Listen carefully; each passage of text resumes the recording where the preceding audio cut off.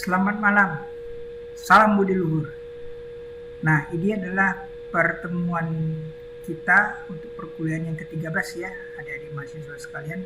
Semoga tetap bersemangat. Kita akan satu kali lagi pertemuan, setelah itu kita selesai.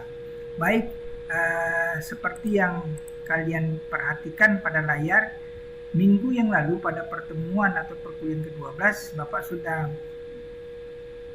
mengajarkan bagaimana masalah perilaku konsumen yang dipengaruhi tidak saja masalah internal tapi juga eksternal ya. Sekarang kita akan lanjut lagi bagaimana perilaku konsumen jika dilihat dari variasi budaya secara lintas sektor.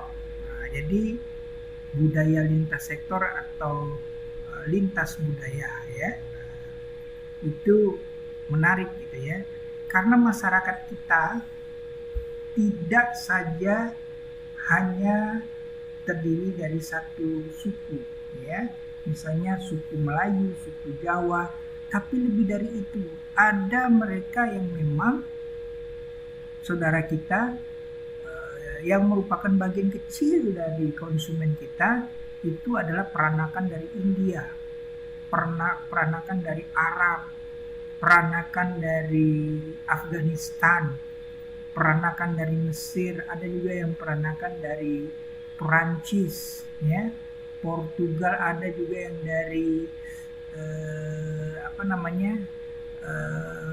Eropa, sehingga tidak tertutup kemungkinan masyarakat kita ada yang semacam bola matanya itu berwarna biru. Nah, ini akan mempengaruhi perilaku mereka dalam berbelanja. Misalnya saja untuk penjualan kuliner, itu tidak bisa kita hanya mengandalkan pada satu atau dua jenis variasi makanan, tapi juga harus lebih dari itu. Sehingga variasi makanan tersebut akan membantu kita dalam menciptakan sustainability marketing ya. Jadi sulit juga kita mengucapkannya ya. Jadi keberlangsungan pemasaran kita akibat perilaku konsumen itu perlu untuk kita pelajari. Nah, jadi perilaku konsumen, nah ini juga akan semakin lanjut ya materi kita, itu sangat dipengaruhi daripada komunikasi yang non-verbal. Jadi komunikasi yang bisa dilakukan secara digital, komunikasi melalui sosial media, itu juga bisa dilakukan. Sehingga informasi apa yang dibutuhkan vendor, penjual kita selaku penjual tentang apa yang diinginkan konsumen itu juga akan bisa terjadi. Nilai-nilai apa dalam produk yang nanti diinginkan oleh konsumen. Kemudian faktor jumlah penduduk. Bagi suatu negara yang jumlah penduduknya sedikit, mungkin itu juga bermasalah ya, karena produk yang kita hasilkan juga akan semakin terbatas untuk ditawarkan. Namun sebaliknya dibandingkan dengan Indonesia yang sudah 270 juta jiwa, ketika banyak konsumennya, juga kita juga harus ekstra keras untuk mengikuti apa yang menjadi keinginan mereka. Kemudian language ini adalah bahasa. Ini menunjukkan bahwasanya lain bahasa, lain pula keinginan konsumen. Sehingga dari keempat ini yang merupakan sub-sub variabel, ya, saya mengatakan indikator daripada consumer behavior dengan perbedaan perbedaan bahasa, juga penduduk yang berbeda, nilai-nilai mereka yang berbeda, kemudian cara komunikasi yang berbeda, akan membentuk marketing strategi apa yang harus kita lakukan. Nah, jadi konsep daripada budaya ini ada nilai budaya, kemudian ada norma-norma yang ada, sangat disesuaikan kepada perilaku konsumen itu sendiri. Kemudian nanti akan ada sanksi adat. Jika budaya, kebiasaan masyarakat yang ada di sekitar konsumen, masyarakat itu sendiri, itu tidak dipatuhi. Misalnya saja di Aceh, fashion atau pakaian bagi wanita, kalau di kota-kota besar selain di Aceh ya, itu biasa saja. perilaku konsumen untuk memakai celana pendek bagi kalangan kaum hawa, kaum wanita itu biasa saja. Namun kalau di Aceh, Provinsi Aceh, ya, kalau dulu daerah istimewa Aceh, dengan adat tradisi yang sangat kental dengan agamanya, khususnya agama Islam, itu tidak diperbolehkan sama sekali menjual celana wanita yang berbentuk pendek. Yang ketat pun tidak diperbolehkan meskipun itu celana panjang. Nah, ini adalah merupakan perilaku konsumen dari segi aspek budaya. Jadi lain kota lain pula budayanya. Nah, ini akan menjadi suatu pola bagaimana konsumsi yang dimiliki oleh konsumen. Kemudian bagaimana ya komunikasi nonverbal. Nah, komunikasi nonverbal tadi seperti kita jelaskan, ada waktu kapan dia harus kita lakukan. Kemudian pada suatu kesempatan kapan komunikasi nonverbal melalui era digital itu dilakukan. Biasanya ya masyarakat Indonesia ketika kumpul dalam suatu keluarga dengan hiruk pikuk dan penatnya kegiatan aktivitasnya begitu padat, dia akan kembali kumpul pada saat menjelang sore hari. Apalagi maghrib, ini adalah waktu space yang paling tepat bagi kita vendor untuk melancarkan kegiatan promosi.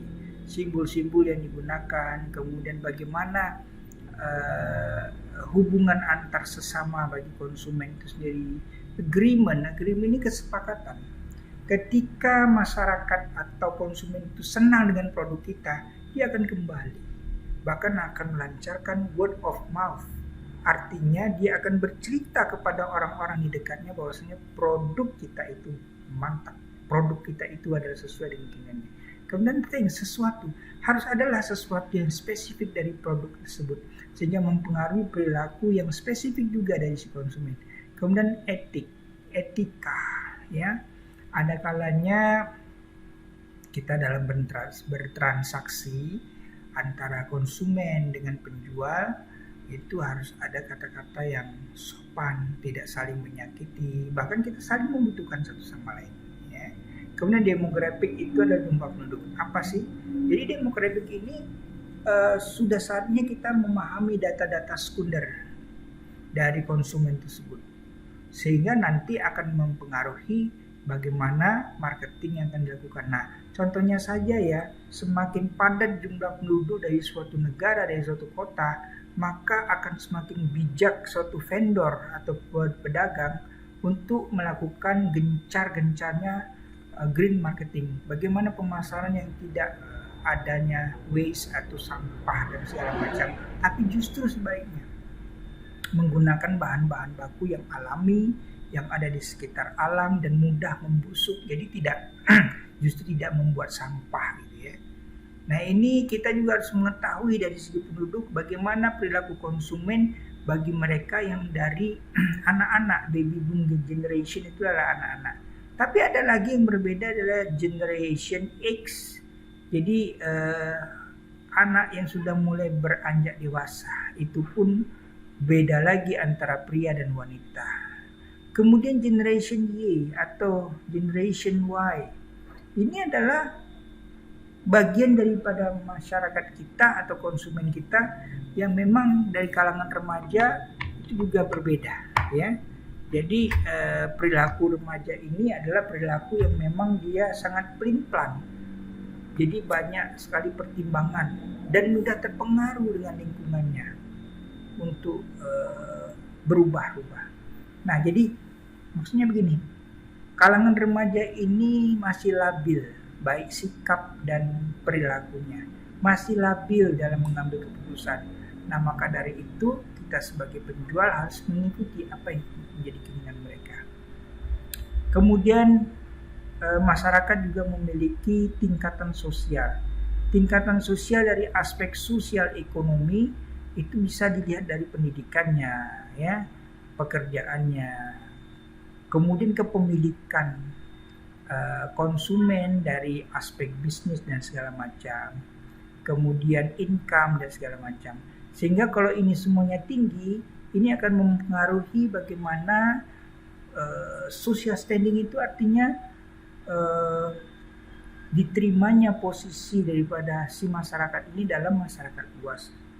Nah, sehingga nanti akan muncul ada kelas yang tinggi, kelas berpenghasilan tinggi, kemudian dengan pendidikan yang tinggi. Apakah kita berani masuk dengan kelas tersebut? Ada yang kelas menengah, kelas para pekerja, dan bahkan para buruh ya.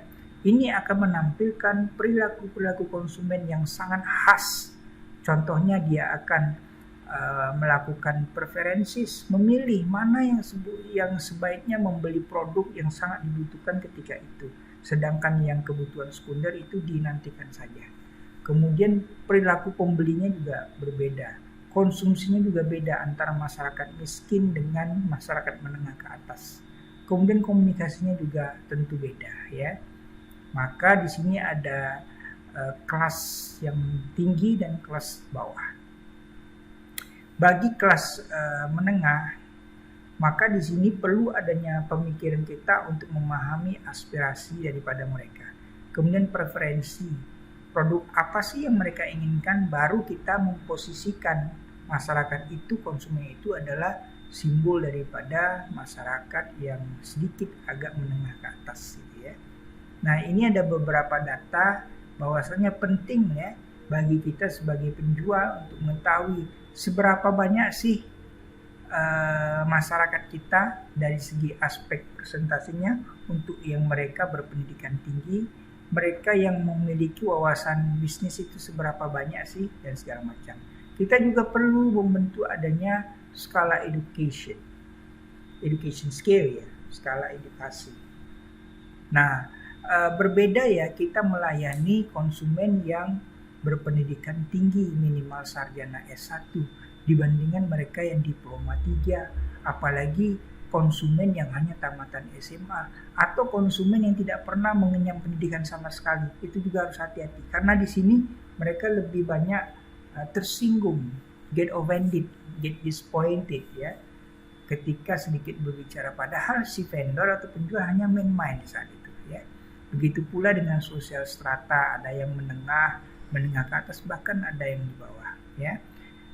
Adik-adik sekalian, saya kira demikian dulu pertemuan kita pada pertemuan 13. Jadi durasinya memang agak panjang. Terakhir kita akan memasuki pada perkuliahan online yang ke-14. Demikian dulu, semangat belajar ya. Salam budi luhur.